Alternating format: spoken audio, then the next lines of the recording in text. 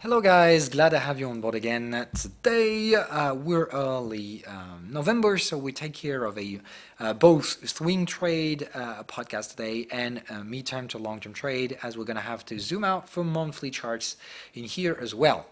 Regarding cryptocurrencies, I'm sorry obviously about the delay. I was pretty much occupied earlier today for some family issues, but I'll do everything I can to record the usual TradingView Crypto Weekly podcast later today, probably this evening on my local time, obviously. So expect that later, obviously. There's a lot to talk about, so I'll probably not cover cryptocurrencies in this podcast, but rather into TradingView, just like I said previously. Anyway, let's get it started. So we're going to take care of major asset classes in here, all right? So I'm going to go yieldings, golds, major forex, indices, obviously, and stuff like that. So let's get straight into it. Let's have a look at what the monthly charts actually look like. So if we do have a look at the German DAX, which is the only one I got in here that's not dealing with historical highs, though it's the only one that I can find risk managements in. Obviously, we're dealing with crazy fucking bullishness right here. It feels like the market wants to catch up on previous losses. Like it is finally an opportunity for some bullishness, historical highs on many indices, volatility at historical lows, but obviously things are pretty dangerous. We got the fear and greed index back into greed, and I would even call extreme greed, and nowadays, because I think today is going to switch to extreme greed territory. We're still into ranging contexts on top of bullish weekly cycles, so we could start weekly bearish cycles, and we're still waiting for them to show up. The contexts are still very neutral, which means even if we zoom out to monthly charts, there's nothing we can actually forecast from those markets, because there's both arguments for bulls and bears. So let's try to figure out those informations. So let's start with a bullish perspective, even though you can be and you can think whatever the fuck you want. Once again, what really matters is if you follow the same rules all over again, and simply not change them. Use the same strategy, right? So first, my strategy starts with what you think, then you have to put a process between what you think and what you do, and just make sure that what you think is technically rational, right? So you need to find validations and confirmations of what you highlighted as a possibility, what you think. But what you think is important. Some people tend to believe and tend to say that you must not think about the market, you must just do and follow what you see. But once again, that's just, in my personal opinion, too simple. That's not how it goes. I mean, you're humans. You're thinking whether you like it or not. So try not to think is just as stupid as trying to assume that you can just stop sleeping. All right, that's just something you naturally do as a fucking human being. You think. That's what you're meant for. You think and you feel emotions. So what do we do with trading? We limit the emotional impact in your decision-making process, and we try to make your thinking process as rational as possible with what really is substantial, like indications and stuff that don't think. All right? Anyway, so let's get to apply this into our monthly chart. Let's use the German DAX in here, but I could use any other index. We'll get to the same conclusion anyway. So, in a bullish perspective, all right, let's find some bullish things. So first of all, obviously, we've got higher lows, all right, and higher highs. So that's great. That's the sign of a trend, all right? So we're trending. Obviously, that's no big news. I hope that you understand that out of monthly charts, the indices will forever trend, at least in the current economical behaviors, which means inflation-based. As long as we create and we inflate the monetary aggregates, we can't do any different but rising asset prices, simply because for the same value, you have to rise the price, because the assets circulating, the money circulating, the assets circulating are the same amount, but you've got more money available to buy them, so their prices must only go up. You really need to understand that thing. As long as we inflate monetary aggregate, prices will rise accordingly, even if value doesn't rise. All right? So there is a price aspect in here because of inflation, and we have to deal with that in a monthly chart. The thing is, we need to ask ourselves, is the value really increasing as well? Because that's what we care about. When you go monthly chart, you care about value. Those things worth that much, and are they gonna rise value or lose value? And if they lose value, are they gonna be compensated by monetary aggregation? All right, that's the deal we're facing right now. We're definitely having a downturn. All right, we can't just say it's not there or it's not going to happen. It's there and it's already happening. So we've got to slow down, which means we can no longer justify prices rising. All right, at least not in a value perspective. Value is either stagnating or reversing. All right, that's what happens right now. Value is no longer increasing, and we have sincere concerns about the fact that it might have a reverse, which means contract the values of stuffs. And if we do such thing, then what happens to price? Because like I said, price can vary because of value, but it can also vary because of the size of monetary aggregates. And that's definitely what we are right now, because we just discovered the magical tool. We can inflate monetary aggregate without no one giving any limit to it, so we can just rise asset prices forever. And as we tend to to print some money, we figured out that if we do it with using this QE stuff, what we do is that we particularly inflate some asset classes, and specifically riskier classes, like stocks specifically. So we just figured out the Pandora's box. We just opened it. It's gorgeous. It's so brilliant. It's so bright that we can't just close that box anymore. And that's real dangerous, obviously, because just as the Pandora's box has its sideways negative effect, we will figure out the same problem with QE sooner or later. The question is when, and that's the major topic you should figure out. Once again, that's what you think, and that's important that you have your personal opinion with it. Either you think the Pandora's box has just been opened and there is still some admiration and wonders to discover with QE, or you think we're already gone too far and that it is about time to figure out the side effects. I personally am in the neutral phase right now, feeling that anyway it's not about time to risk take, which means those who think that what's in the Pandora's box is gonna last forever, I think they're stupid as hell, and I definitely don't want to be among them. But I don't want to be too irrationally bearish either, because we just opened the box and there is still plenty of room for stupidity and stupid reactions. I mean, if we go bubble, there is way more room to the upside. So we'll figure this out over the course of the next few months, and I would say quarters, but for now all I can figure out is that bullish perspective, we've got a hidden bullish momentum, which means yes, for some of you guys who have a bullish bias in the markets, and I can understand and I respect that, you have one important element. You had a hidden bullish divergence signal on the trend channel, which is the latest signal we've got. It's been confirmed. So yes, there is something supporting bullishness recently. It's out of monthly charts, the bullishness can be understandable.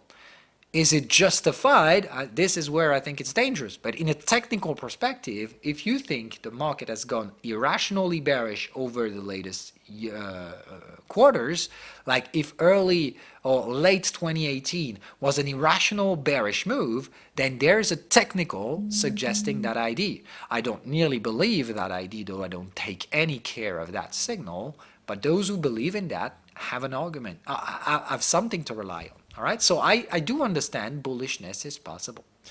Now, for the bears, all we have is that this is a bearish divergence, which means we've gone way too high with losing steam.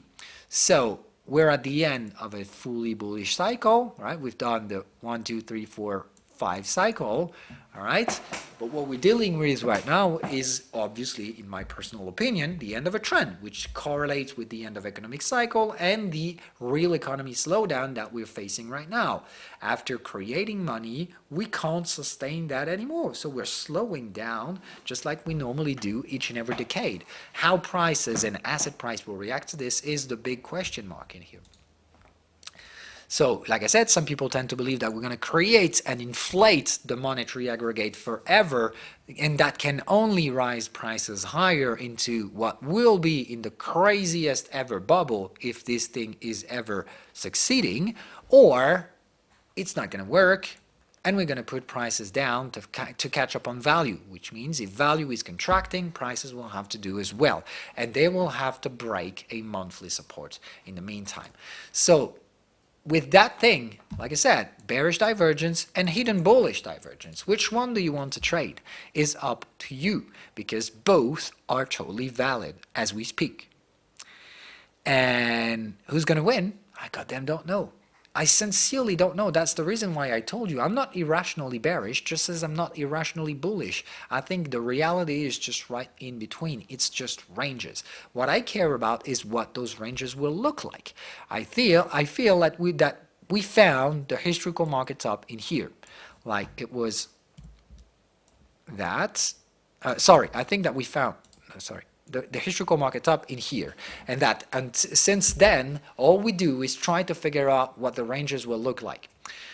Will we have two sets of waves to the downside, which I was favoring in the first place? Are we going to have triangles? That's also an option. All right. I don't know. With the German DAX, I still tend to believe that the most probable one is this one, but I can be wrong. I mean, it could look like a triangle, and that is probably what we're dealing with right now. We're going to figure this one out later on. In Wall Street, we obviously figured out what it looks like. It looks like we've been topping up in here, 2018, and until then, all we do is this ugly expanding diagonal structure, right? Like we're breaking resistance, but we also broke support. So it makes no sense. It's stupid. It's volatile. It's Trump. Obviously, and is being the major catalyst throughout all those swings in the meantime. So multiple structure, different structure. I mean, if you can take the FTSE, it's doing the same thing, market top in here, and very likely going to drive a second wave to the downside, likely going back to this support and probably breaking it down. If you have a look at the Nikkei, same thing, topping up in 2018, very likely going to build a second wave down, probably down to the same supports of 2015, eventually dipping a toe below them after probably recovering. If you have a look at Shanghai, it's pretty much looking very ugly in here as well, but looking like we're probably building this type of structure. So I think new lows can be done in here, and probably the last ones catching up on a very long-term trend line afterwards. All right, so these are scenarios you might already be familiar with. These are the ones I'm trying to trade for fucking month with an S in the end, because I'm searching for those scenarios for quite some time. But obviously these scenarios are monthly fucking trades, so they take a long time to proceed. Though, now let's have a look at major forex pairs. Yes, all right, major forex. So euro dollar monthly chart, bullish engulfing with a bullish momentum signal out of a trend channel, though we're also close to the context but still not yet there. So in here I would say the most likely possibility is either we enter the context, but I doubt it, or we get straight to the resistant trend channel and probably breaking it to get to the resistant context. All right, so that feels like the most favorable thing. So bearish dollar seems like the major topic in the monthly charts. That's also the scenario I'm trying to catch up on for month. Has been requiring a shit ton of patience, but we might be there sooner or later. Last time we tried was a failure. We'll see if that's such thing as well in here. But now we've got a bullish momentum pattern closed, and that's important that you understand that. So we need price to confirm that, so we need price reactivation, but it can take significant months to get there. Just as it can go straight line as well. I mean, we've been ranging for several months, so we can just go straight line, right? The reason why being bullish on your dollar is great, being leveraged right now is out of context, but we must be ready for it if it has to be. GBP pretty much, all right, crazy fucking bullish. Like in here, I think we've gone over bearish with these Brexit thing and whatever. It's not great, all right? It's not a good news, definitely not. But I think anyway, we've gone irrationally bearish in here. I don't think that we're going to go crazy bullish regarding how low we've got, but I think, yes, we can go 1.5 for a dollar, just not because GBP is shit, most likely because dollar is shit, and people will likely figure out sooner or later. USD GPY, same thing in here. Monthly charts doesn't give us a single information. The range is all about that. That's what will give us the answer regarding stocks, regarding stock market. If the USD GPY is heading this way, and it can do it, all right, like getting in here, stock market very likely going to be crazy fucking bullish, which means the German DAX and whatever, they all going to reach out to historical tops. Option number 2, something goes not according to the plan. We keep on ranging in here for a bit, but bearishness shows up. The dollar is way weaker than the yen, which means we go straight to supportive area in here, breaking down this intermediate support in the meantime. And if we do this, that's a major move. Let's just give you a glimpse. That's a 20% downturn move into USD GPY pair. That can't be bullish for stocks. No matter how hard you try to put it, there is simply not a chance it happens. So I don't know, like I said, it's all about hesitation. You need to figure out one way. You can't trade both, all right? It's one way or another, and you deal with it. Either you'll be right or wrong. It means that anyway you'll have done your job in between, which means risk managing. You'll take some risk because you have to pick a fucking choice, and you have to risk manage that choice. Whether you'll be right or wrong, like I said, future will tell you.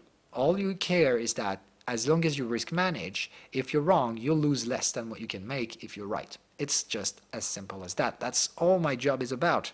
I'm not forecasting the future. All I can tell you is that I have to make a choice. I made my choice. I need to wait for technicals to support that choice. It's done for several months. And now I need those trades to be validated. But still, this can't happen so far. So I'm waiting for this. All right? Gold. All right, in the monthly charts, we're dealing with a target area. So the question is, in here, do we deal with an area of accumulation, which means we stay there for multiple months before going higher and crazy higher, which means if this thing goes, I mean, this is a parabolic. So we need longer term charts for gold. So let's go XAUUSD in here. So you need to figure out that this thing is a spread chart, which means what we're facing in here could be just either we're there, and this is what's coming, right? Like this. We're just going to pop the bubble and die for multiple months, and meaning that we already had the burst in gold, all right?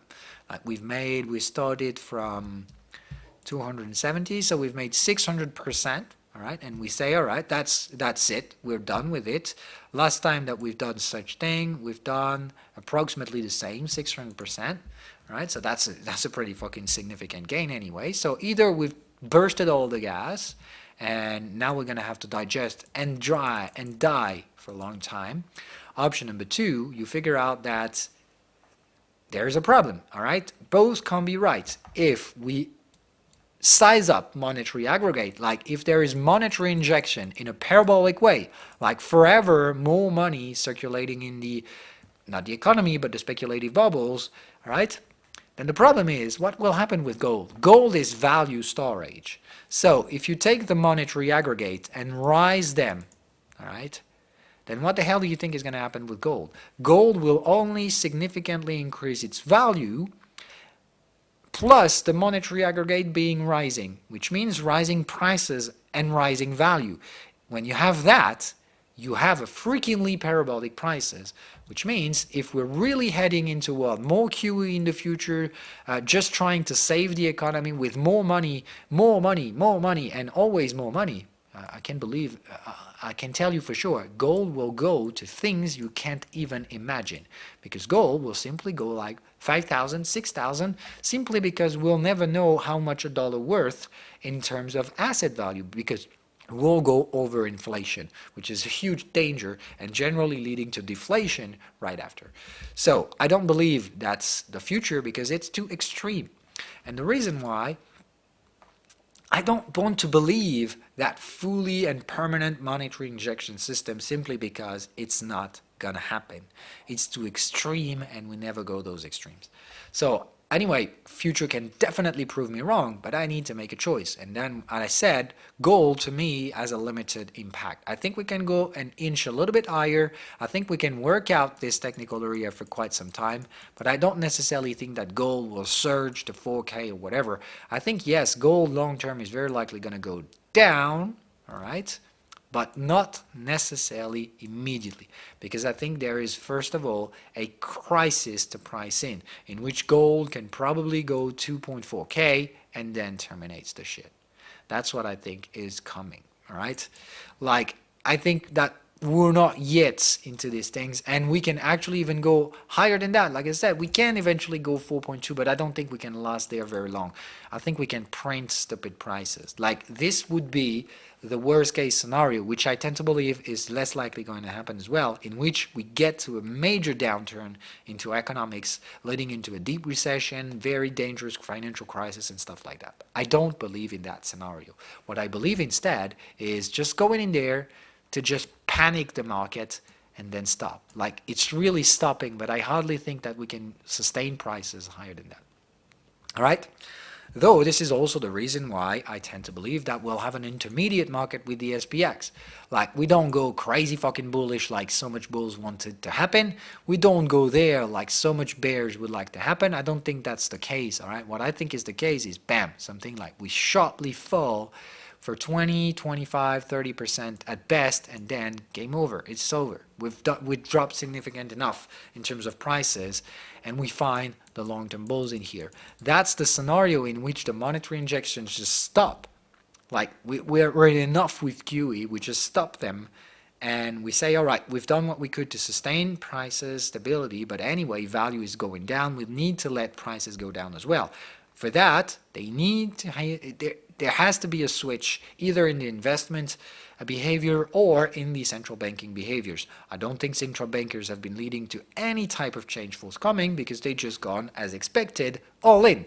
So it's all about how investors will react to that. Will investors buy in the central banking system new policy and just buy out, or they will simply either wait for strong bearishness, excessive bearishness, and simply buy the losses, or just wait in that range, which is to me the second option. Remember that in my personal portfolio, I'm also dealing with a side subject and side topic in which we just go there once again, finding the old supports of 2019 and eventually manage to sustain in here. And in that perspective, we'll just dry out in here. I don't think the crazy bullishness some people expect will show up, but drying out in here and ranging could be an option if we can fucking sustain those levels.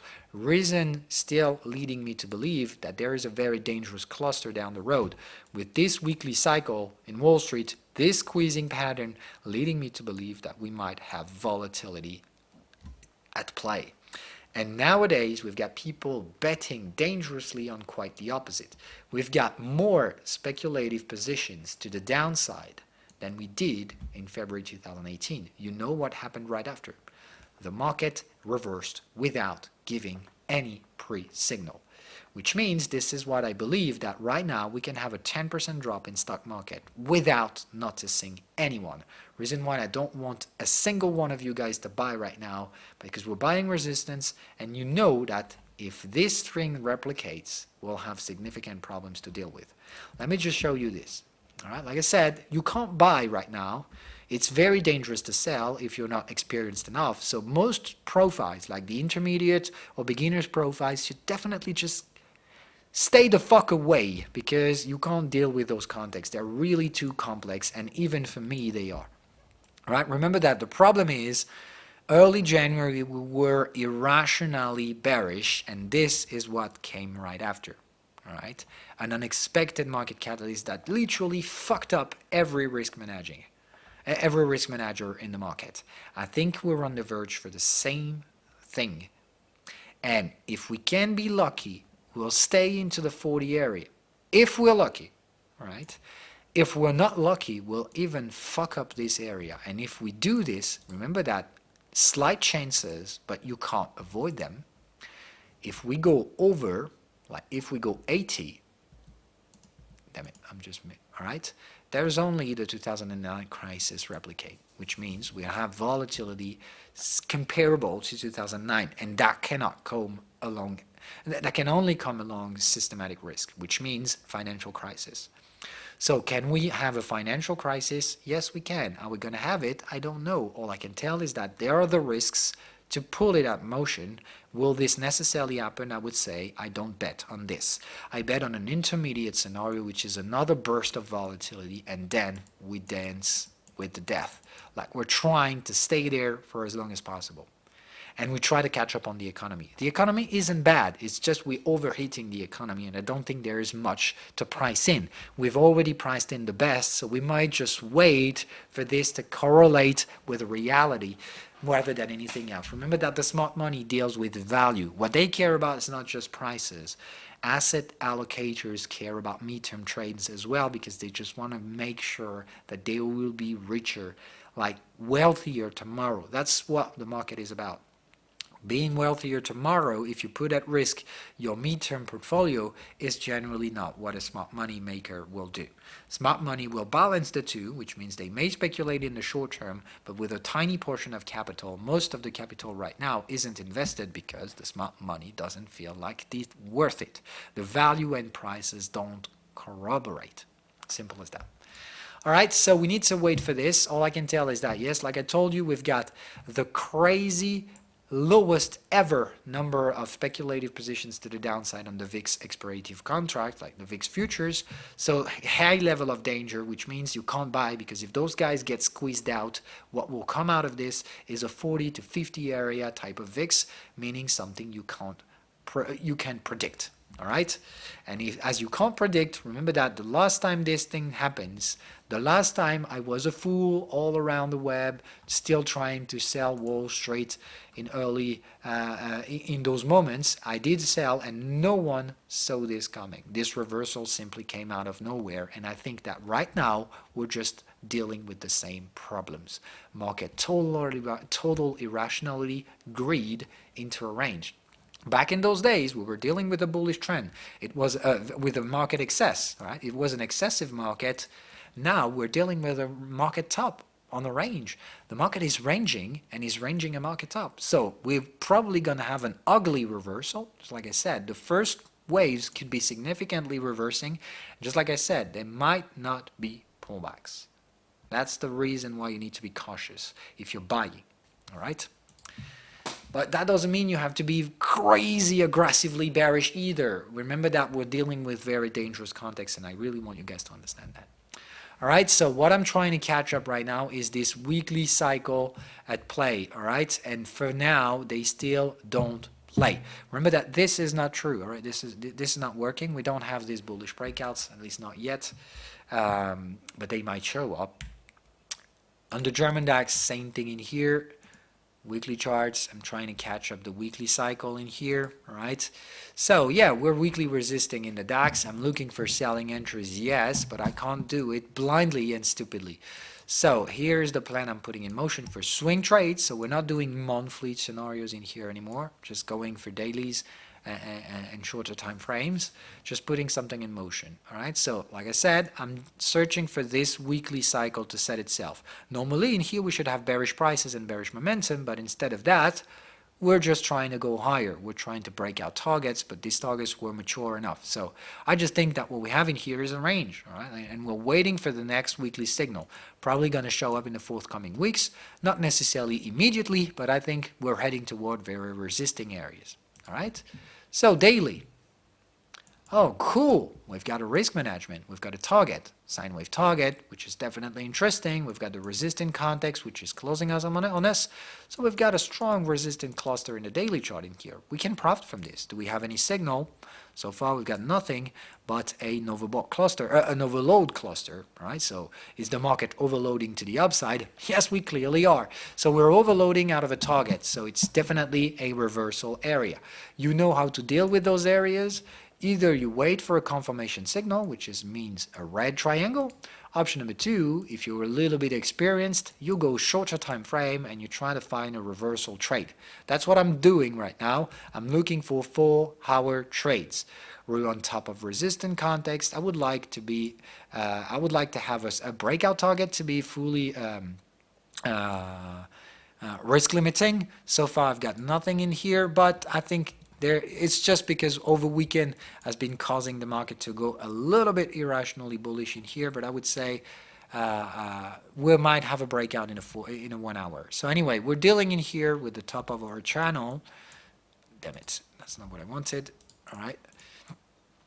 So here's what we deal with. In the 4-hour charts, if you want to go lower time frame, you need to risk manage, which means this is only experienced, like experts. I'm not talking about the yellow guys in here, I'm talking about the orange guys. We can be a little bit more aggressive in here, but as we'll be more aggressive, we need to risk limits with some other tools. The tools I'm generally using, and this is the reason why I'm only trying to catch the DAX on this early week, and probably not today, I'm using volume. So I've been picking the earliest volumes we left behind the last time we passed in those areas. So there was 13.30, 13K30, the one we already talked about. There was 13K and 100. And the next two areas is this one has been dealt with, and there is this one, which is 13 and 3K, 0.3K. And there is this level, which is the low volume node that is sitting in between. All right, this is the low volume area. Okay, so these are the informations I can provide, and this is the resistance. So I've built this area, which is the resistance being broken up to the previous weekly resistance in here up to the low volume area. All right, this is an intermediate resistance. This is where we left some volume prior to the historical top. So this is a price I'll sell eyes closed anyway, with the risk management obviously, but we're not yet there. All right, so apparently 13K and 32, we don't care about this area. The market just flushed it out like it was nothing. Second price, 13K and 100. We're probably not really liking this price right now. We've got no signals on the 4-hour, right? The 1 hour is significantly closing. As you see, we hesitated in here, but not that much. So it doesn't feel like the market is caring about that level at all. So next area is this, all right? 13.2K and looking for a reversal in here. I would like to have a pullback in between. That would be great, because remember that what I want is to have a fucking target. So can you trade right now? No. Can you wait for a 1 hour target? Yes, that's exactly what I do, and that's exactly what the experts should be doing. If you're a yellow, just don't even go down this fucking road. Just wait for a 4-hour signal, and you do shit, and you do nothing in between. All right. For the green guys, what the hell? You shouldn't even do anything right now. The best you can do is wait for an aggressive reversal in the 1 hour chart time frame, which means you need to wait for prices to pull back to the support context, and you'll eventually try to catch a range trade afterwards. All right. So for beginners, there's certainly nothing to do with the stock indices right now. You just let it fucking go. All right. For experienced traders, you can try to catch a reversal, but 4-hour context, certainly not going anywhere below that. So you have to be real patient. 4-hour just prints a new candle every fucking 4 hours, which means if you stand in front of your computers all day long, you're gonna be over trading. So you simply don't do it. You put your alerts and you move the fuck away. If you're really experienced to go down this very dangerous path, you can try to take the 1 hour chart trade, but only if we do it in this area, and we need to have proper risk management, which means I want to cross, I want stuff like that. All right, but we have our risk management for experienced traders. We can see our trend accumulation in here, breakout. We can see first divergence, second divergence. In here is our pullback, so we could be final accessing in here, which means we can trade that reversal, but it's risky, and only experienced traders in that, please. That being said, I'm going to leave you guys with that. Like I said, cryptocurrencies will be dealt with separately in the weekly podcast I do publish into TradingView. I'll take care of this probably later today, probably this evening, or eventually tomorrow if I just can't manage this. But normally I should be fine with these two. obviously, see you guys tomorrow for the beginners podcast. I'll try to put you a QCM, an MCQ test, hopefully by the end of the week. There's a lot I have to deal with. I have to catch up on some very, very late very late work. Some of you guys are still experiencing activated indicators even if you stopped your subscriptions. I hope you enjoyed the free time. That was voluntary. I just simply didn't have time to put people out, so I put everyone in. Obviously, those who subscribed, I got you in as fast as I could, but those who got out, I left you in, which means, all right, when I don't have time, I'd rather like you to be extended for free when I have to delay, all right? So I hope you enjoyed the little free extension, but I'm sorry. I mean, there's an end to everything, and I'm probably going to catch up on this late work later this week, so if you get cut off, then you know it was going to happen anyway. I just hope you enjoyed the little extension in the meantime. So bye guys, trade safe, or don't trade if you understand that the current stock market conditions are really, really dangerous. So you can't buy because of the volatility issues, and if anything goes like a bad news or a bad stat or whatever, any of those things can trigger the same thing as we had on February 2018, which means totally getting out of control in just a few days. And I don't want you guys to end up caught in such movements or stuff like that. So don't trade anything below H1 time frames, and that's even for the most experienced ones of us. Bye guys.